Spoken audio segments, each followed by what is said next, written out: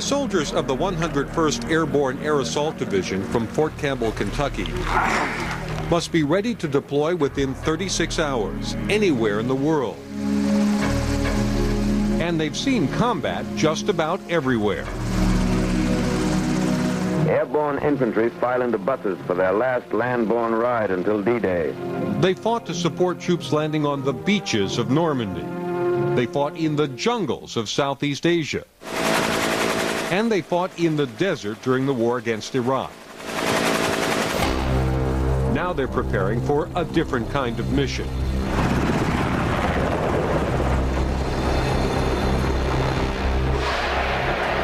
Urban combat, where casualty rates can be 25% or more. To beat the odds, this battalion from the 101st will spend several days and nights training.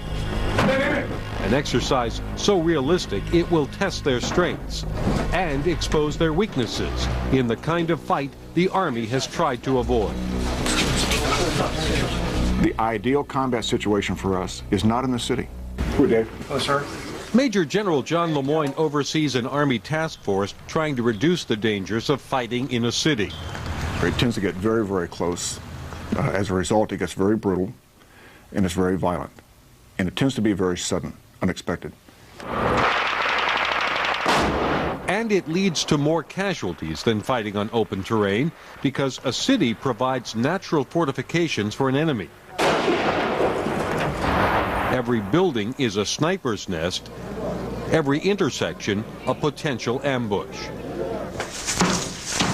So in recent years, the military has begun an urban renewal of sorts,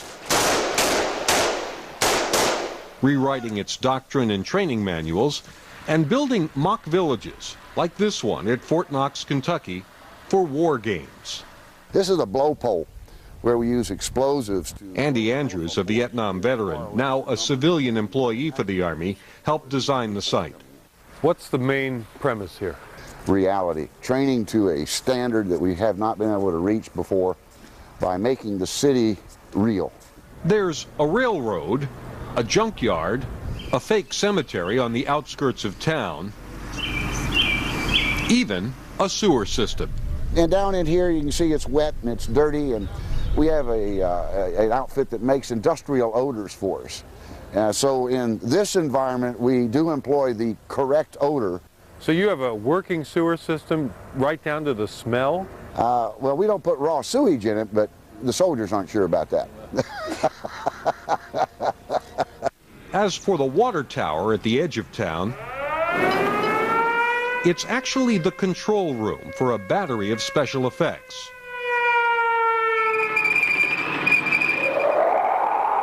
Sounds bring the village to life.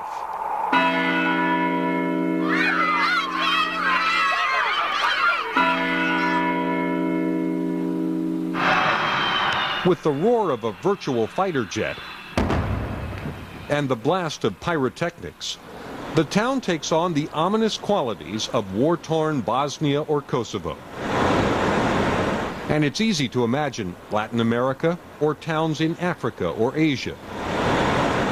Is this the Army's premier training facility for this kind of operation? Well, it's the newest. It is the most intense when it comes to what we're doing.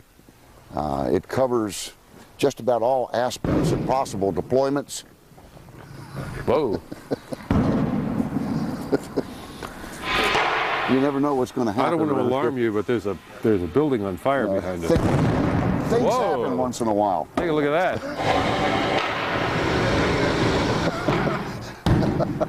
Now, the soldiers coming in here, they have any idea this pyrotechnics are going to take place? No. It's just as we're experiencing now is what they experience as they come through here. Of course, this is daylight, but they do this at night. They do it day and night. Is it dangerous? They think it is. Realistically, it's not. We can't kill them in training. They know that, but the stress levels that are imposed by many of the things that we do in here gives them the feeling of being in combat. For combat here, the soldiers use blanks in weapons rigged with lasers. Here and here. Sensors mounted on the soldier's chest and helmet emit a shrill alarm when someone is shot. Aim center mass of his body, fire it, and it goes off. The Army has more than 30 of these urban combat training facilities around the world and plans to build 7 more. Despite all the talk these days about future high-tech wars fought by remote control, the Army believes that small-scale conflicts that threaten world security may ultimately draw its troops into the dirty job of taking a city house by house. Go! As the Cold War has given way to regional conflicts and the war against terrorism, U.S. military missions have also changed. Pentagon planners now envision their troops simultaneously delivering humanitarian aid, putting down riots, and engaging in combat, all within one city, possibly within a few city blocks. A new infantry training manual is chilling and blunt. Urban areas are expected to be the future battlefield, and combat in urban areas cannot be avoided.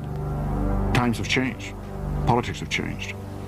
Right now, our most likely threat is a small-scale contingency, an asymmetric enemy who wants to get us in close, so we lose the advantages of most of our high technology. And they're banking on the American public and the American media for casualty reports to influence our will. In the mock city at Fort Knox, the bad guys are played by 34 soldiers from the 101st, now members of a fictional militia called the Cortina Liberation Front.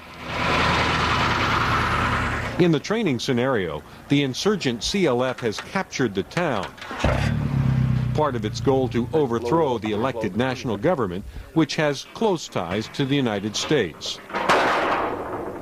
The good guys, 380 soldiers from the 101st, will have to take the town back. Much of the burden will fall on the squad leaders. We're moving 700 meters from LZ Eagle to the woodline. Men like Sergeant Esteban Springer, charged with executing the orders that come from the top. It's really hard. That's why we're training on this level, and training repeatedly over and over, we'll get better at it. And Sergeant Matthew Hamrick, a combat veteran who knows the risks. Make no mistake, we're in a professional business and people die, and I don't want it to be my soldiers, the ones that die. Reconnaissance teams will be in 2 to 5 man elements. Over the next 4 days, soldiers from the 101st will draft a battle plan.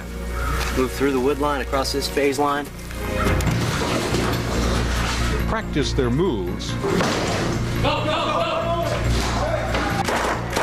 Then fight for their lives in the dead of night. Watch out, watch out! In this war game, the emphasis is more on war than game. The skills learned here could mean the difference between life and death if the next mission is real combat in a real city. Right here, right here! Coming up, Hey, up against the wall! the fatal funnel. Can these soldiers make it through alive? Go, sir! We have a saying, fight the enemy, not the plan. You know, they're not going to play by our rules.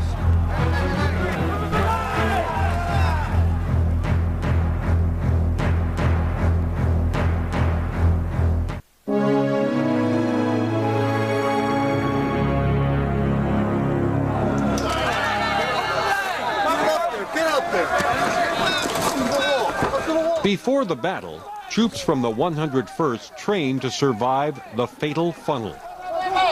The fatal funnel is that point where you go into the room, 1 meter into the room, 1 meter on each side of your entry point. Hey, up against the wall! Go, go, go! If you got a bad guy in there, he's the one that will be oriented at the fatal funnel. Every soldier is going through that thing to get into the room. The only way to make it through alive is teamwork.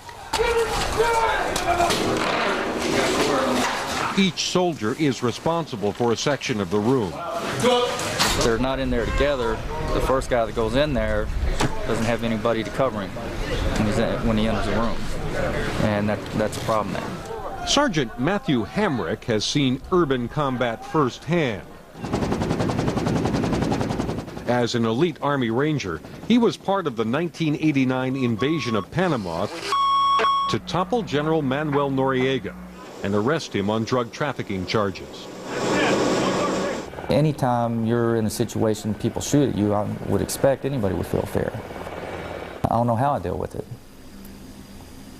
I mean, it's just something I guess the Army trained me to deal with somehow in their collective way of thinking, the way they train people, I don't know. You got a room to your left? Go left, line, go. Now with the 101st Airborne, Hamrick helps lead Charlie Company, training his men to kick the Cortina Liberation Front out of the MOUT embassy at Fort Knox, the biggest building in town. By virtue of his experience, Hamrick has carved out a special niche for himself. I don't know how to say this without letting my commanders way up there see how I do business. I have basically handpicked my squad. And I have willed and dealed with other squad leaders, and I have built my squad up to the powerhouse that I think we are today. We got heads up there. Hey, flank. The newest squad member is Private Michael Gonzalez, 18 years old, fresh out of basic training. Gonzalez joined the Army for excitement. I'm adventurous. I like a somewhat adrenaline rush. If you're efficient in what you do, then the danger level isn't that high, if you're good at what you do. But Gonzalez is impulsive, anxious to do a good job and learn to do it better. His commander says Gonzalez sometimes works too quickly. Clear. For example, checking for booby traps on enemy dead. Do it the wrong way, someone gets killed. Sometimes I just go too fast. I guess it's just the adrenaline trying to just do it, you know. For 3 weeks now, I've been trying to get that through him, and he's picking up on it now. I try to do efficient, but yet fast.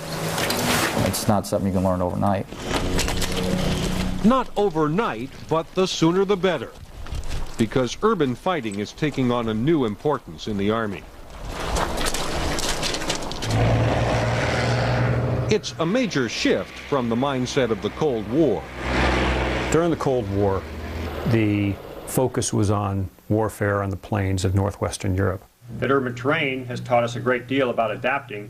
Russell Glenn is a military analyst at RAND, a West Coast think tank. He says that when Cold War tactics were applied to Desert Storm, the lesson was clear. You probably can't beat the U.S. on open terrain.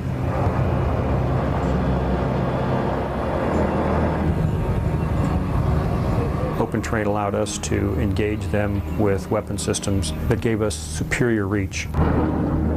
We had systems that could reach out and kill them at the ranges where they could not kill us.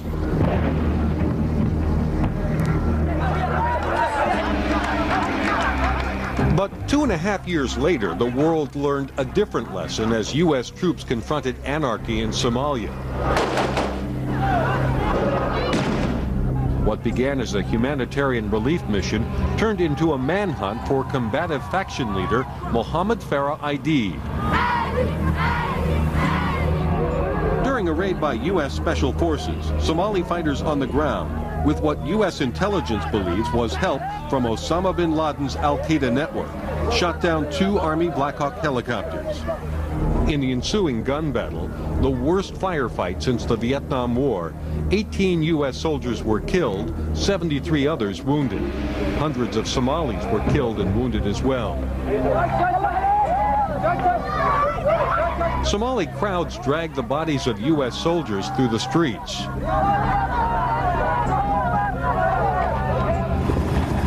In response, the White House claimed it would not cut and run, but immediately began planning for the withdrawal of U.S. troops within 6 months.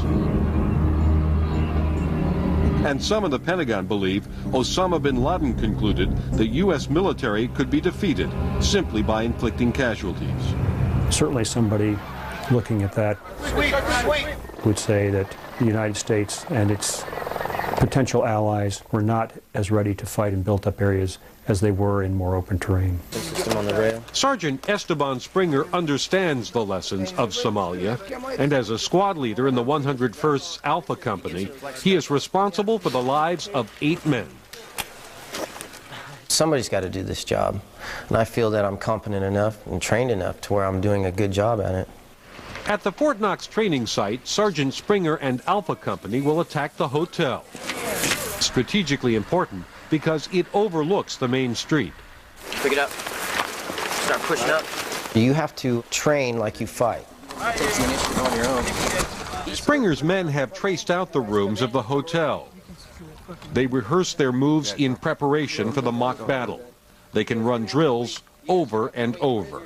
And if you make split decisions at a moment's notice while you're training, then in combat you'll be able to make these decisions also. There you go. So you just pick up.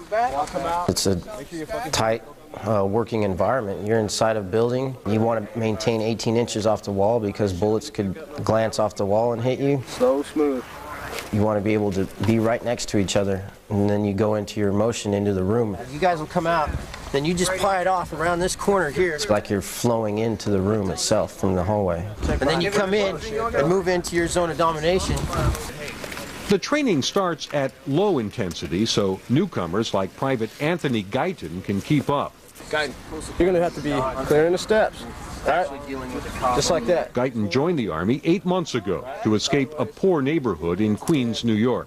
Just like everyday ghetto environment, urban, bad stuff, hanging out late and stuff like that. Guyton views the Army as an opportunity to build a career. I actually picked up Guyton at battalion headquarters when he first came to the unit. He seemed like the model soldier out of basic training. Yes, sergeant, no sergeant, standing at parade rest. Got the big opener. Right. What Guyton resists is the squad's unofficial pastime, chewing and spitting. Oh, never. I'm a city guy. I tell them all the time, I say city people don't chew no tobacco. Forget that. No, never. You're going to be down the hall. But their differences haven't diminished the loyalty Guyton feels to the other men. They're responsible for each other's lives. It's a bond you meet just instantly. Whereas even when I was home, like the people I grew up with all my life, we never had that bond. I love these guys. I love my family. I'm willing to die for these guys. This is where I'm willing for my family. Go. Come in. Entering and clearing a room, each soldier has a specific assignment. Guyton knows he could be called to work any position in the event a comrade falls in battle. If you practice, you can always make up for your mistakes. And if you do it for real in war, ain't no time for mistakes. A mistake can cost you your life. When we return, Touch fire! the Cortina Liberation Front digs in for a fight. This is going to be our most casualty producing weapon right here.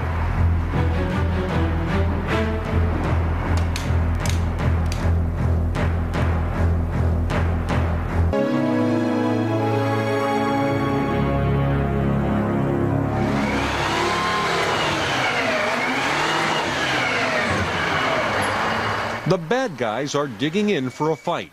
34 soldiers from the 101st are playing the enemy, the Cortina Liberation Front. The more experienced have learned from previous war games how to use the urban environment to their advantage. Right now we're just trying to move cars around the area. It's just something big, heavy, and you see it's hard to move unless we have a forklift, so they're not going to be able to move it. Even though the opposition force is outnumbered 11 to 1, it can still inflict heavy casualties. What it is just a barrier just to slow them down. So it's kind of a trap? You're trying to route them in one place so yes, you can ambush them? Yeah, that's the term you can actually use, to ambush them, to slaughter them. The exercise is instructive to soldiers on both sides of the fight because it forces them to think like the enemy they may someday confront in a real city. Is this wired up with explosives or just wired up so nothing opens and closes? Well, we're going to put the explosives on the doors too. All those little things we made. All right. Coming through as a platoon into a building like this, every turn you turn, there's something there. We're going to have to put something on the elevator. You have to be on your toes at all times, and every corner you turn around, there could be someone there. There could be a mine there, so you got to watch yourself and your buddy.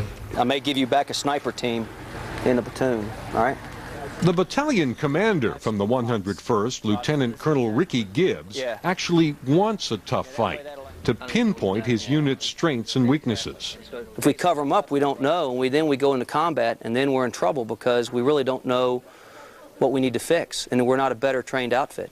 And that's the way I want you to fight it. Gibbs even tips off the opposition force to his battle plan to make it harder for his own troops. And I see this thing going with the two big fights being here and here.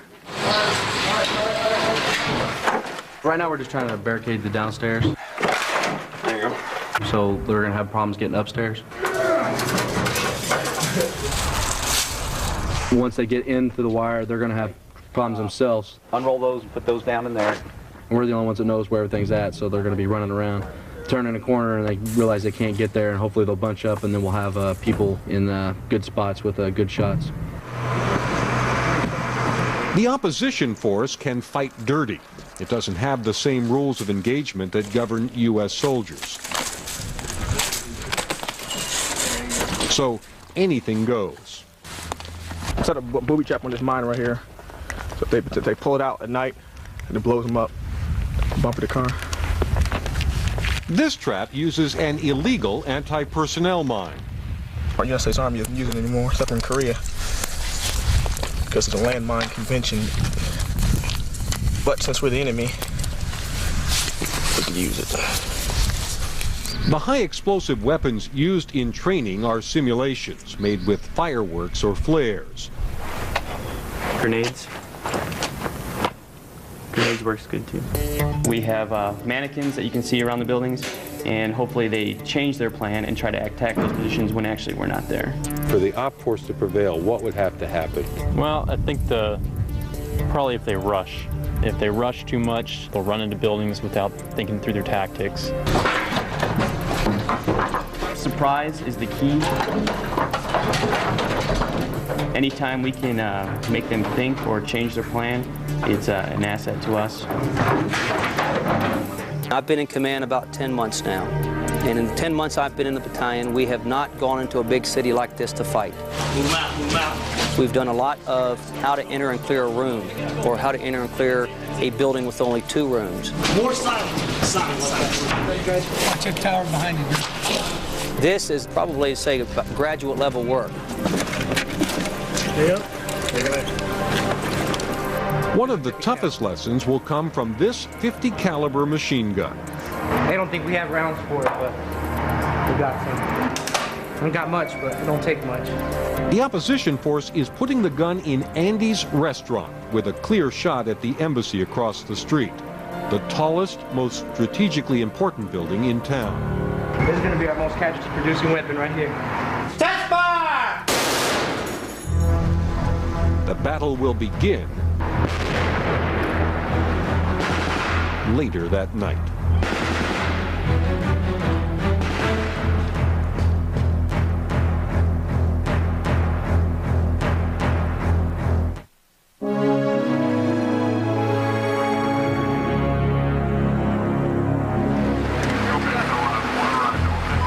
Steel 6, Bulldog 6, I understand you said you cleared the 3rd floor of Building 12, over. After 3 days of training, Lieutenant Colonel Ricky Gibbs sets up a command center in the rain-soaked woods outside of the town. He's about to find out how he and the men he leads might fare in a real battle. All right, good. The 101st wants to fight in darkness to take advantage of its sophisticated night vision equipment. Condor 6, Mad Dog 6, I need to know when you fire the missile to take out the power station, over. Shortly after 9 p.m., using the magic of Hollywood special effects, a virtual Apache helicopter begins the attack. By hitting the electrical substation, all the power in town is shut down. except for a couple of emergency lights in the embassy. But the Cortina Liberation Front sends up flares so that it too can see in the night. The American force counters with smoke bombs to hide its movements on the ground. Several miles away at a makeshift airfield, Chinooks and Blackhawks carried the troops from the 101st to their assignments. Even though we know it's pretend, it doesn't feel pretend. We look at everything as if it could be real. The plan is for Charlie Company to move from the landing site through the woods that surround the town and attack the embassy from behind.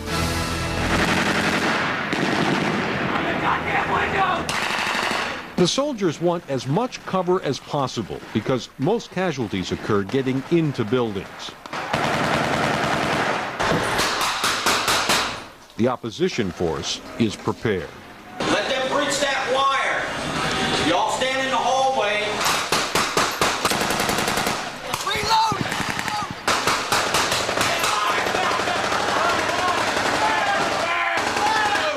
You ready to get in the fight?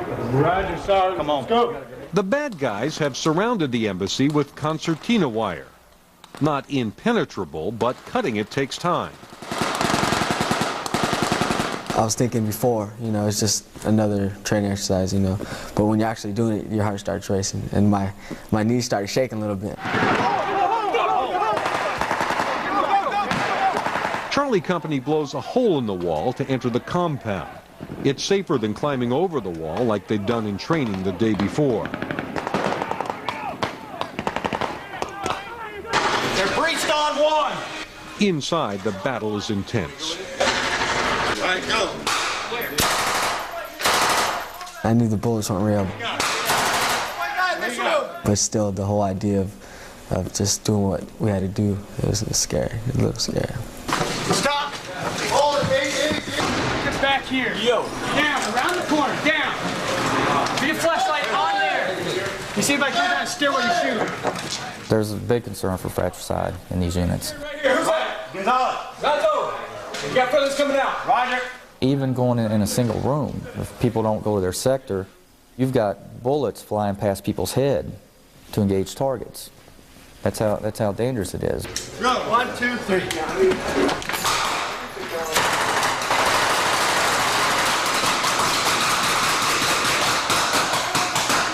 When the building has been captured after a 1-hour firefight, Charlie Company reports that the attack went virtually as planned. 6 wounded in Charlie. 2 KIA. Roger, understand you have 16 wounded and 2 KIA over. With control of the 3-story embassy, Charlie Company can now support the troops who will attack the other buildings. We need to cover Andy's top floor and bottom floor. There's no one there right now. Cover bottom and top? Yeah, we own this floor. We own the whole floor right now. Gonzalez is anxious to help. But the first thing he does is wrong. He heads to the balcony. It's dangerous because there's not enough cover. Gonzalez. Get in here. His supervisor pulls him to a supposedly safer place.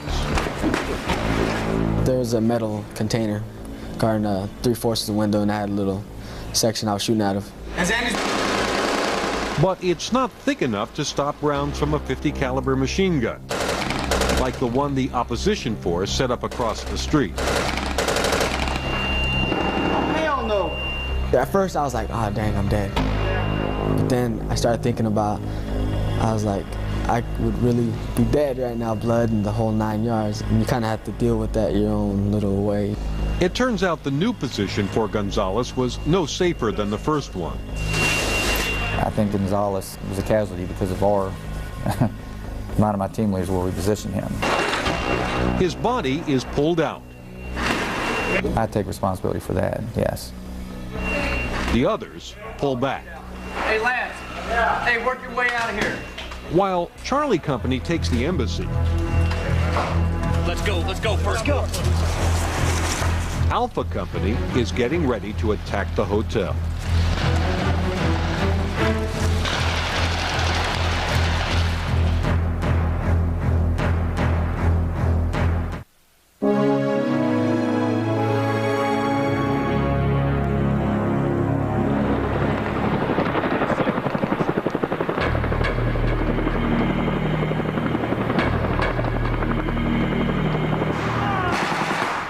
While Charlie Company attacks the embassy,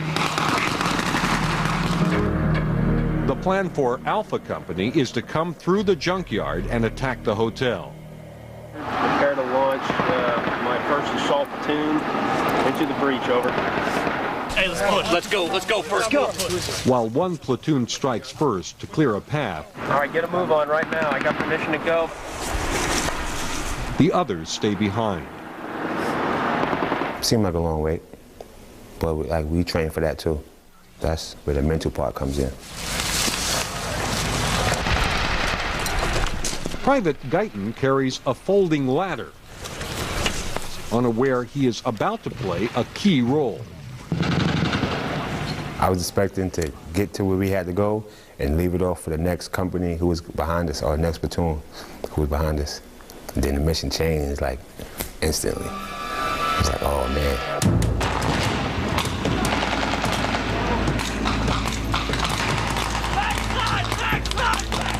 When his team gets the signal to move forward, Guyton and the others learn that the first floor of the hotel is too heavily barricaded to enter. To get in a window on the second floor, they need the ladder. It was halfway open because I was running with it. And then we stopped, and everybody's like, oh, get the ladder open, get the ladder open. And I'm like, oh, shit.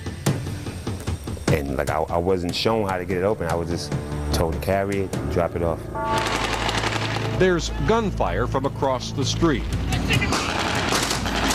Sergeant Springer, who is supposed to lead his squad, We got a squad leader down. is one of the first casualties. I was pretty upset, actually. So I felt that I failed my squad by being assessed as a casualty, unable to help control the two fire teams. His next in command takes over. Okay, right here. You're the man. You're the man. Hey, Springer's down. Shit, the mark. I felt that I let them down by doing that, and just everything was not going according to the plan. Let's go, hurry up.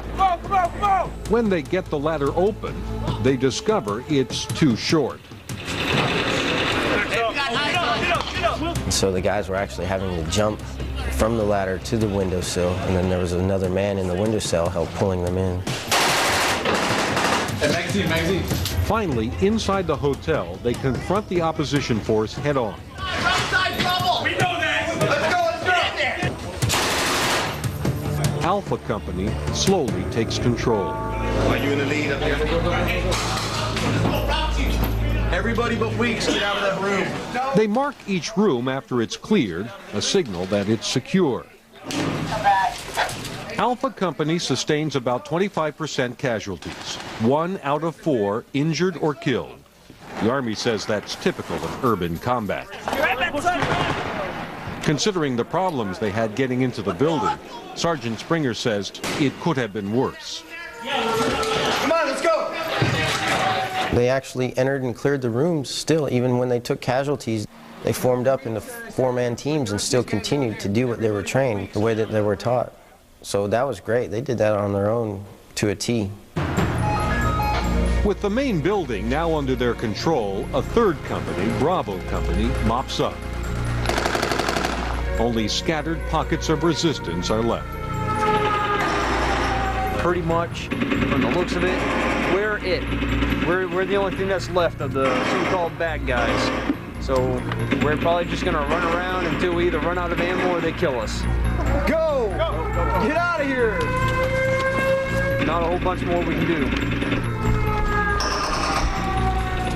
5 hours after the battle started, the good guys have taken over the village. All right, lift it up. But only after losing 58 of their men. When we return, Congressmen and senators are going to be invited to visit this site. Senior State Department officials will visit these sites. And it's quite easy to develop the impression in your own mind that you're better at this than you are.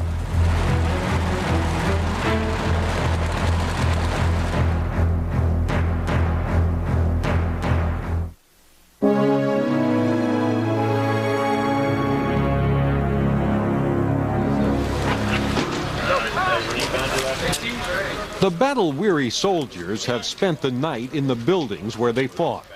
Right out here, baby. The overall casualty rate was 15%, better than anyone expected. This will be a day to reflect on what went right and what went wrong.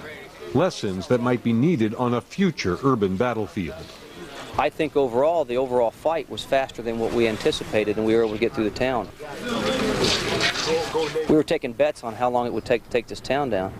And it went from 1 o'clock in the morning to 2 o'clock in the morning to 8 o'clock in the morning. And we finished the fight and destroyed the enemy about 2 o'clock. But the training is not quite over. In the building, you're safer than any place else. And what we were doing was, we were outside just standing around. Soldiers from each unit meet to critique themselves. Alpha Company meets in the lobby of the hotel, now their hotel. Private Guyton, Sergeant Springer, and their platoon leader, Lieutenant Al Snyder. And I tell you one thing, this is a perfect opportunity just to look back. How many new guys we got here? First field problem. All right. What did you use to mark the rooms to clear them? There's no top brass, just the guys who pull the triggers. As they analyze the battle from the previous night, they can see how small problems combine to create big ones. At the beginning, there was incomplete information from the first group to attack the hotel. Communication stopped. The CO, the commander, thought that the breach was secure when it wasn't. As a result, the next group was called up too early, Sergeant Springer's group. I think if we would have waited probably another 20 minutes, we would have done a lot better going into the building. Rushed from the beginning, things only got worse when they needed the ladder. This right here, pull up! Hey! The only thing that we lacked on rehearsing was actually employing the ladder itself. You pull us up, pull us up. And when we got here, we didn't have the ladder fully employed all the way. Pull that up. Hey, what up with the goddamn? That was initiative when we went up that ladder, okay? We'll get better, and that's why we train. The training has taken on new urgency in the wake of the September 11th attacks. Move it! Come back! Defense Secretary Donald Rumsfeld has ordered his commanders to draw up plans to take the war against terrorism to other countries. Some in the Pentagon want to go back to Baghdad and remove Iraqi President Saddam Hussein from power. Also under consideration, a return to Somalia, where Osama bin Laden's al-Qaeda network is believed to still be operating. Missions that, in all likelihood, would require fighting in cities. It is not our intention to reduce cities to rubble while they hide in there. We will find clever ways to go after us, but it's extremely difficult. Very few people know of any more difficult kind of warfare. But if cities are such horrible places to fight, why not just avoid them?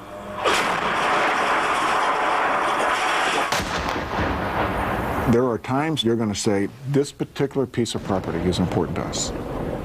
We want that airfield. We want that seaport. We want that rail junction. We want that tunnel or that bridge. And if that's in a city, then go get it and then hold it. By the year 2030, 60% of the world's population will live in cities, many of them rife with the conditions that breed political instability. The world today is more urbanized. The focus of national diplomacy, of national politics, of, in many cases, military strength are in built-up areas. We're not going to necessarily be able to pick and choose where we want to fight or when, and certainly not who.